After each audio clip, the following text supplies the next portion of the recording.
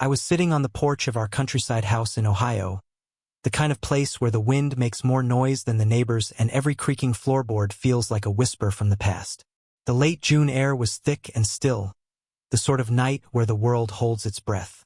My lukewarm tea sat forgotten in my hands, gone bitter in the cup as I stared into the dark fields stretching past our backyard. Fireflies blinked in lazy pulses across the tall grass. Somewhere in the distance, a coyote cried out, and then silence again. That's when I heard it, gravel crunching under tires. Car was pulling up the driveway. I didn't need to check. I knew it was her, Lena. My wife had been away on a 3-day conference in Chicago, something that wasn't out of the ordinary for her. She worked in corporate event planning. Lots of travel, lots of late nights, lots of smiling at people she couldn't stand while pretending to love the job. Normally, I didn't give it a second thought. But this time had felt different from the start. For one, her texts were off. Too cheerful. Overly sweet. She'd sent me a photo of a hotel room that looked like a catalog shoot. Everything perfectly placed, untouched. It didn't feel lived in. She sent messages like, "Wish you were here," smiling face, and "such a cool workshop today," with 2 exclamation marks. Lena never used 2 exclamation marks. Or emojis, for that matter. That kind of thing might sound small, I know. But when you've been married to someone for 7 years, you learn the rhythms. You know when something's just a little too polished, a little too perfect. It wasn't what she was saying that bothered me. It was what she wasn't saying. I didn't want to jump to conclusions. I really didn't. But that gut feeling, the one that settles like a stone in your stomach and refuses to leave, it had been there since the night she left. The engine cut off. Her car door opened and closed with a gentle thunk. I heard the familiar shuffle of her suitcase wheels bumping along the porch steps. The screen door creaked, then clicked shut behind her. She walked in like she was coming home from brunch with a friend, not a 3-day business trip. Her smile was wide, her cheeks flushed, and she had her phone in her hand, laughing at something on the screen. "Hey babe," she said brightly, stepping into the living room. "I brought back that weird honey you like from the farmer's market downtown." She turned to look at me through the screen door, saw me sitting there with my tea, and smiled again. "You okay?" she asked, pushing open the door. "Yeah," I said. My voice sounded strange to my own ears, low and cautious. "Just couldn't sleep." She stepped out onto the porch, suitcase thumping behind her. "You look tired." I nodded, then took a sip of my cold tea and forced a smile. "Long week." Lena leaned down and kissed the top of my head like everything was fine, like nothing had changed, then went back inside to drop off her things. But I watched her carefully. Her movements were just a hair too quick, too rehearsed. She carried herself like someone who had practiced this scene in her head. I waited a beat, then followed her into the house. She was already unpacking in the living room, talking about some keynote speaker who made jokes about AI and nap pods. I nodded along, but my mind kept replaying her voice in those text messages. Bubbly and artificial, like a customer service rep trying too hard to sound human. I watched her carefully as she moved through the room, noting every glance at her phone. Every time her thumb hovered over the screen like she was waiting for a message to pop up. She didn't notice me staring. Something was off. I could feel it in the way she avoided looking at me directly, the way she answered questions with vague one-liners, always redirecting the conversation. When I asked her if she met anyone interesting at the conference, she paused for a fraction of a second too long before replying, "Just the usual networking types." That hesitation, it stuck in my brain like a splinter. I tried to shake it off. I really did. Maybe I was tired. Maybe I was overthinking it. But I've never been good at lying to myself, and what I felt in that moment wasn't paranoia. It was instinct. Around midnight, as I was locking up the house, I caught Lena standing in the hallway outside our bedroom, staring at her phone. The glow lit up her face in an eerie kind of way. She was biting her lip, her brow slightly furrowed, like she was reading something that made her nervous or excited. She saw me and jumped slightly. "Everything okay?" I asked. She turned the screen off so fast it might have broken the button. "Yeah, just reading an email from my boss." Can you believe she wants to debrief tomorrow morning? On a Saturday.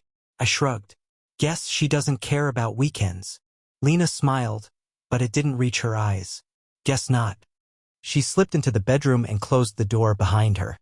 I stood there a moment longer than I needed to, just listening. And for the first time since we bought this house together, since we promised each other we'd be honest, no matter what, I felt like a stranger in my own home. Almost believed her. Almost. The next morning, I woke up before the sun. I lay in bed, staring at the ceiling, trying to ignore the tight knot in my chest. Lena was still asleep beside me, her breathing soft and even. She looked peaceful. Innocent. Like nothing was wrong. But all I could see was that flash of something from the night before, guilt, maybe, or fear. Whatever it was, it didn't belong on her face. Not unless she had something to hide.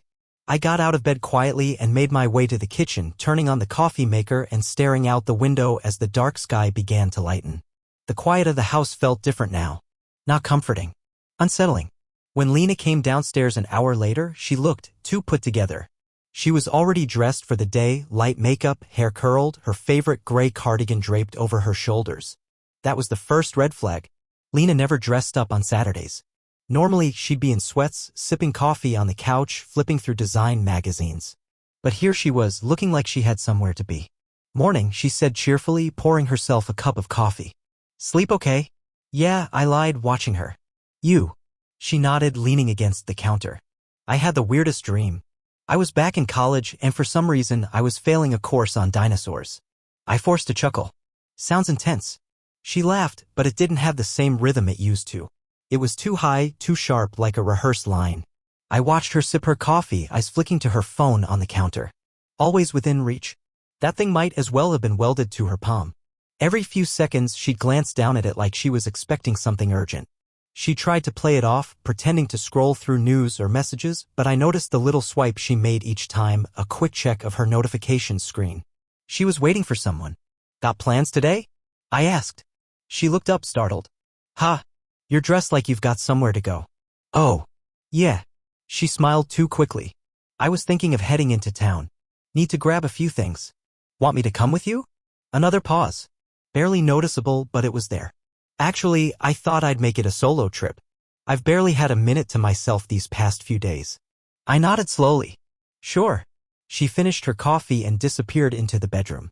When I walked past a few minutes later, I heard her whispering. The door was cracked just enough for me to hear. No, not now. Her voice was frantic, panicked. My body froze. I stood outside the door, heart hammering, trying to make sense of what I was hearing. He's here. I'll text you later, she whispered. Then silence. I pushed the door open slowly. She was sitting on the edge of the bed, pale, holding a folded sheet of paper. Her phone was on the nightstand, face down. When she saw me, she jumped, quickly tucking the paper under a pillow. Hey, she said, forcing a smile. Didn't hear you coming. You okay? Yeah, fine. Just work stuff. She gestured vaguely at the phone. Some client notes I forgot to respond to. I stepped into the room and sat beside her. You sure? She hesitated just a second too long. Positive. But I already knew. She was lying. That night, after she went to bed, I sat alone in the living room with the TV muted. I stared at the blank screen, my reflection dim in the glass. I replayed every detail in my head, the phone obsession, the secrecy, the paper she hid like it was radioactive. I thought about that whisper, not now, and the way she froze when I caught her. This wasn't just work stress or exhaustion. This was something deeper. Something real. And just like that, suspicion started to root itself inside me, quiet but relentless. I didn't want to be the guy who snooped. That had never been me. I always believed that trust was the foundation of a relationship. And yet, here I was, sitting in the dark, wondering who my wife was texting behind closed doors. The next day, she was even more distant. Smiling, laughing at the wrong times, answering questions too quickly. Her phone never left her side, not even when she went to the bathroom. I noticed she'd turned on the privacy screen setting, so her messages were blurred on the lock screen. Another layer. By Monday, I couldn't take it anymore. When she left for work, I went into the bedroom. The pillow where she'd hidden that folded paper still had the faintest indentation. I reached under it and found it immediately, a single sheet, torn at the bottom like it had been part of something larger. It was handwritten. Counting down the days until we're finally alone. That was it. No name. No signature. But the handwriting wasn't hers. My stomach turned. My hands were shaking as I read it again. Finally alone? What did that mean? A trip? A plan? I didn't know who had written it, but I knew it wasn't me. And that was enough. I set the note back exactly where I found it and stepped away, heart racing. Later that week, I caught her in another lie. I asked if she was meeting anyone after work, and she said no. But when I checked her location on a shared app we'd set up years ago, originally for safety during road trips, I saw her moving away from the office to a hotel downtown. She came home at 8 p.m. with a takeout bag and another sunny excuse about late meetings and impossible parking. I didn't say a word. I just nodded, smiled, and told her the food smelled great. Because now I needed more than suspicion. I needed proof. And I was going to get it. The moment Lena stepped into the shower that Thursday evening, I knew I was about to cross a line I'd spent weeks tiptoeing around. I sat on the edge of the bed listening to the water rush from the bathroom. Steam hissed under the door like the house itself was trying to tell me something. My heart pounded so loudly I was sure she'd hear it. This wasn't me. I wasn't the kind of man who rifled through his wife's things. But that version of me, the trusting, patient husband, had been dying a slow death with every fake smile, every vague excuse, every whispered phone call. Tonight, I needed answers. I opened her suitcase. She had only half unpacked since returning from Chicago. At first glance, it was what you'd expect: clothes, toiletries, a few receipts. I dug deeper, moving aside a stack of neatly folded blouses until my hand brushed against a soft, velvet box. It wasn't hers. She never packed anything like this for business trips. I opened it slowly. Inside was a delicate set of black lace lingerie, the kind I hadn't seen her wear in years. Beneath it was a small card, cream-colored with gold edges, the kind you get with a boutique gift. I stared at the handwriting. It wasn't hers. It wasn't mine. For when we're finally alone. No name. Just that. My stomach dropped. The phrase matched the note I'd found earlier in the week. And now it had a context I couldn't ignore. I put everything back exactly as I found it, hands trembling. I stood there for a few seconds, frozen. My mind tried to spin 1,000 explanations. Maybe it was a joke from a friend, a bachelorette gift she hadn't mentioned, something innocent. But deep down I knew. There was nothing innocent about what I had just found. I walked out of the bedroom, sat in the kitchen, and tried to breathe. When she came out of the shower, wrapped in a towel and humming to herself, I forced a smile. "Everything okay?" she asked, drying her hair. "Yeah," I said. "Just tired." I couldn't sleep that night.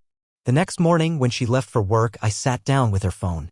The passcode hadn't changed, another small mercy. I hesitated. A dozen times I told myself to stop, to respect her privacy, to not become the kind of man who digs for proof instead of talking things out. But talking hadn't gotten me anywhere. I opened her messages. That's when I saw the name, Blake Daniels. The thread was pinned to the top.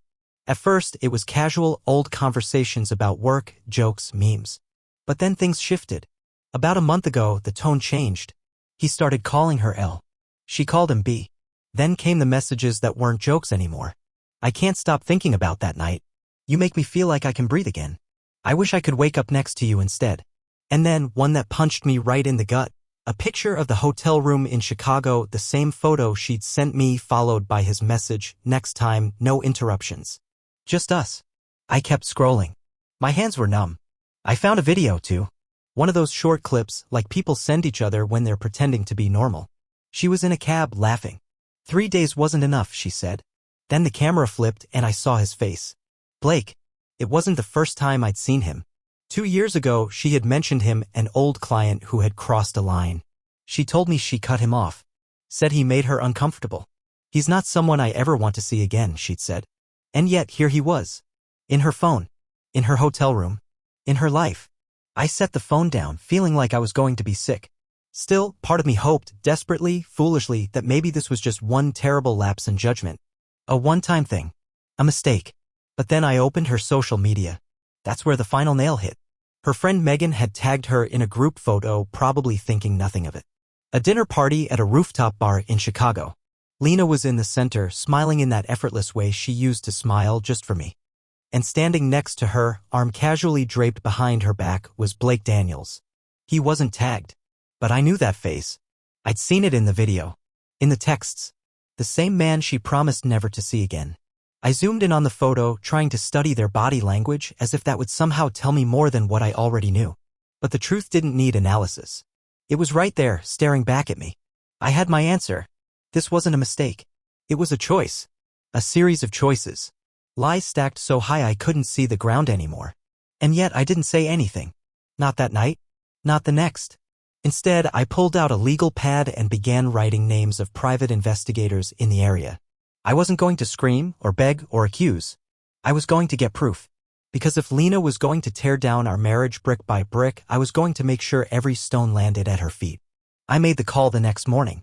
Her name was Jillian Cates, recommended by a friend of a friend who'd used her in his own messy breakup. She's discreet, he told me. And brutal when she needs to be. That was exactly what I needed. Not drama, not confrontation. Just facts. Cold, undeniable, quiet facts. I gave Jillian everything. Lena's travel schedule, her work calendar, the messages I'd seen, the hotel name in Chicago, even the group photo.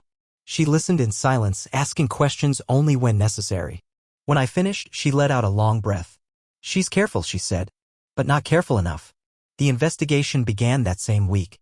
Lena seemed oblivious. She went on with her routine, work, errands, long phone calls she took in the car.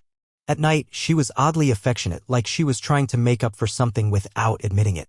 Let's go hiking this weekend, she said one night out of nowhere. We haven't done that in forever. She smiled at me with the same mouth that told Blake she missed waking up next to him.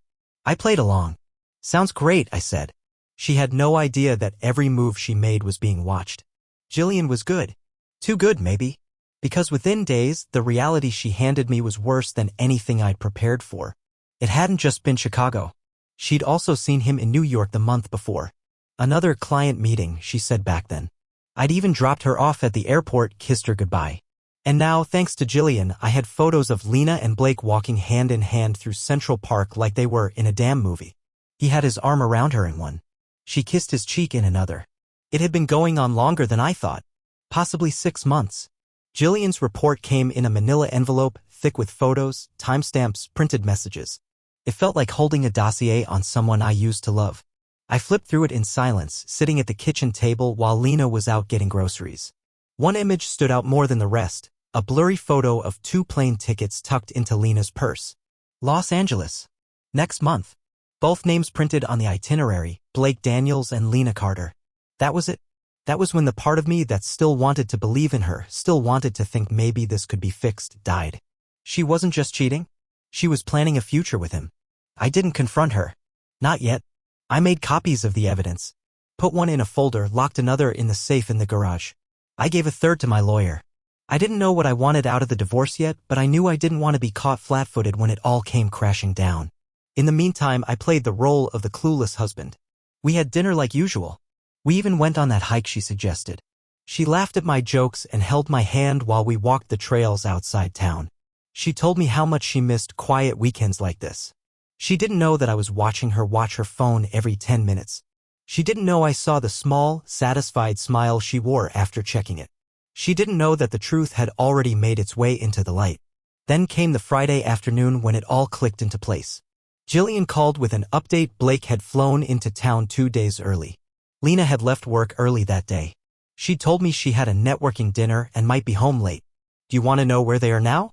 Jillian asked. I paused, my jaw clenched. Yes, I said. Tell me everything. They were at the Vista Creek Hotel.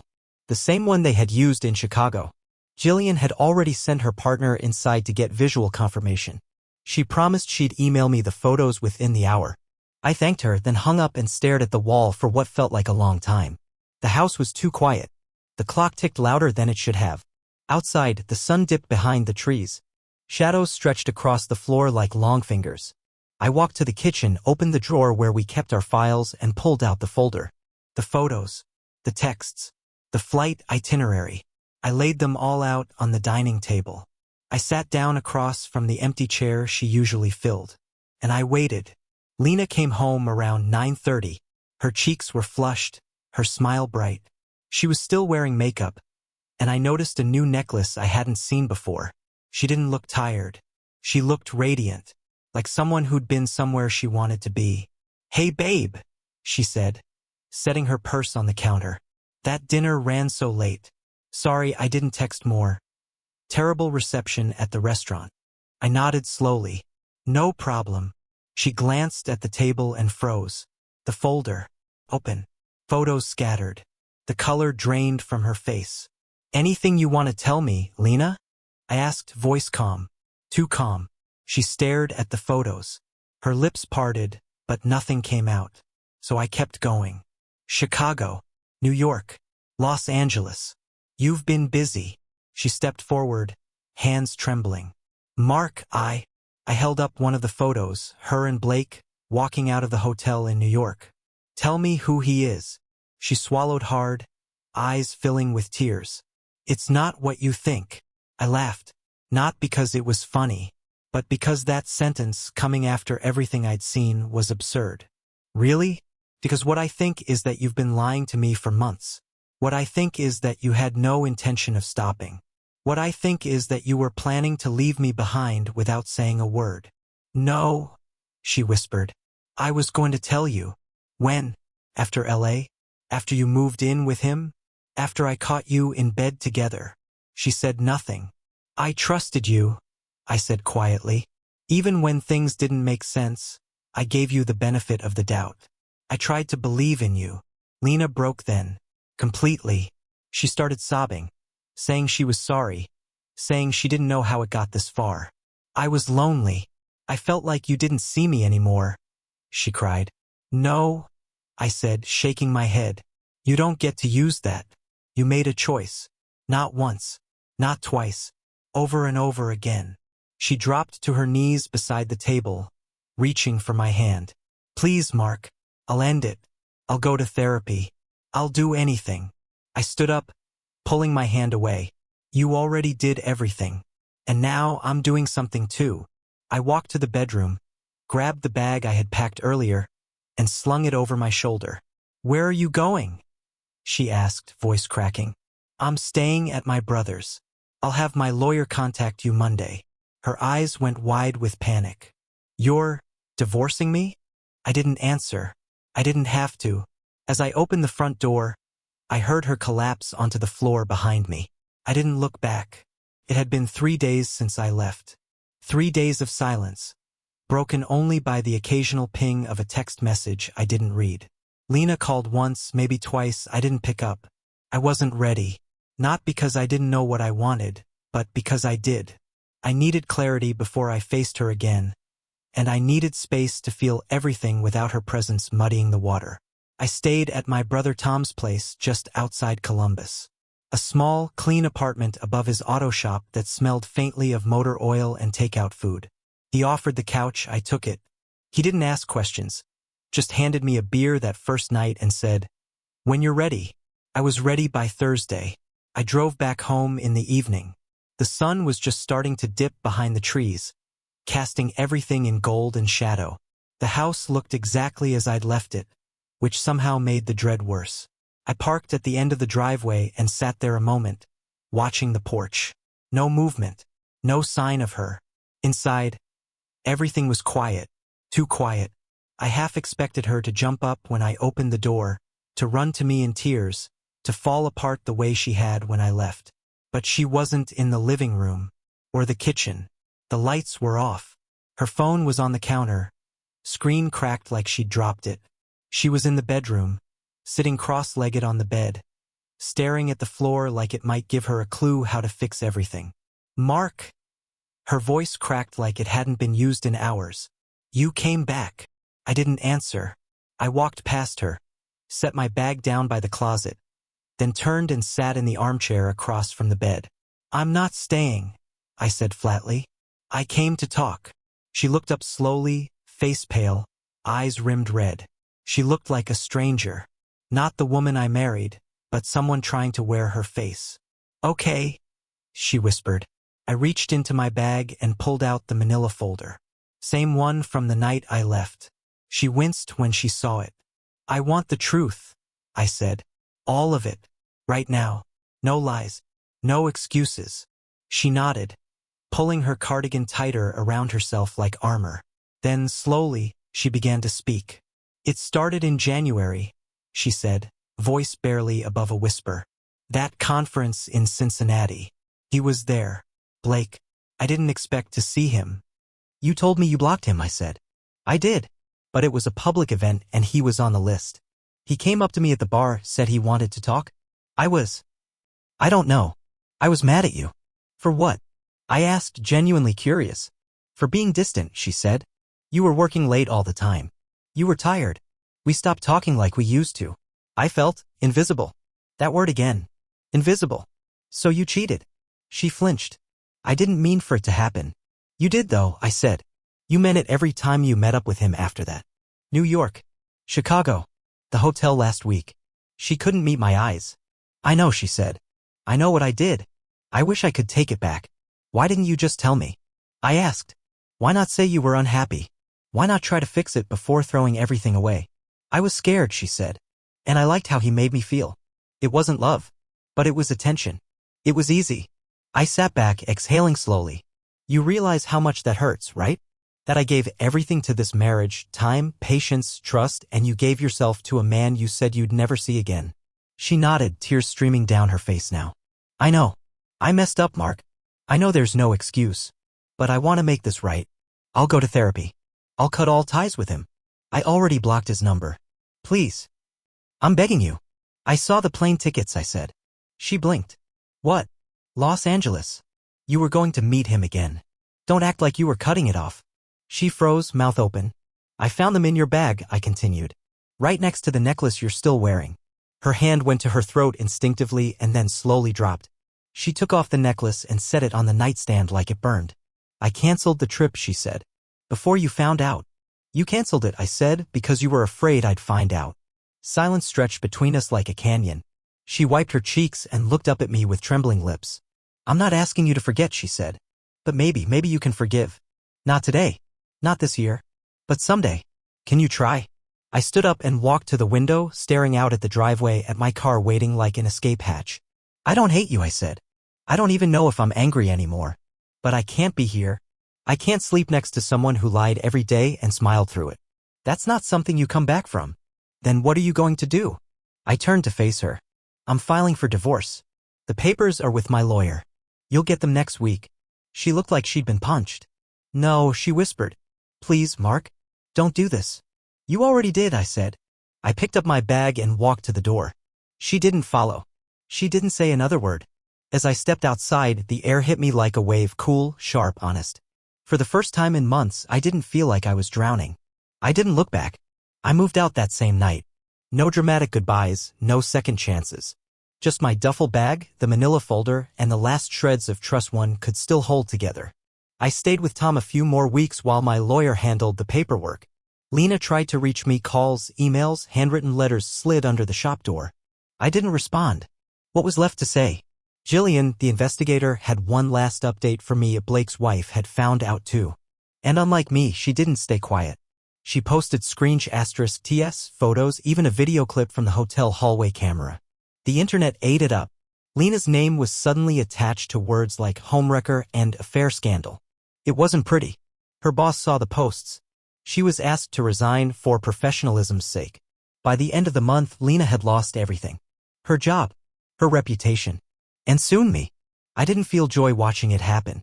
Just closure. A confirmation that what she destroyed wasn't just our marriage, it was herself. My lawyer made the process simple. We split what we had. I didn't ask for anything extra, didn't drag it out. I didn't need revenge. I needed peace. The last time I saw her was at the lawyer's office. She looked thinner, like the weight of her choices had finally landed on her shoulders. You look well, she said, voice cautious. You look like someone who finally told the truth, I replied. She nodded, and that was it. We signed the papers. And it was over. 6 months later, I moved to Colorado. I'd always said I would back when Lena and I still talked about someday. But now I didn't need permission or a partner to go with me.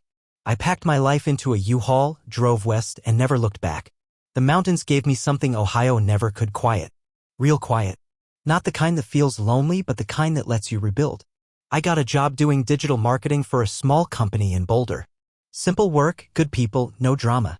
I hiked on weekends, learned to cook again, reconnected with old friends. And then came Ellie. It was a nothing moment, really. I helped her open a stuck coffee lid at a cafe. She laughed, thanked me, then we started talking. 20 minutes later, we were still standing there. She was funny, warm, blunt in a way that made it easy to breathe. Nothing polished, nothing fake. The first time she asked about my past, I told her the truth. The whole thing. She listened, didn't flinch, didn't pity me. Just said, well, damn. Sounds like you've been through it. That was the moment I knew I wasn't broken anymore. I hadn't just survived betrayal. I found the life that came after it. No more secrets. No more lies. Just forward. And freedom.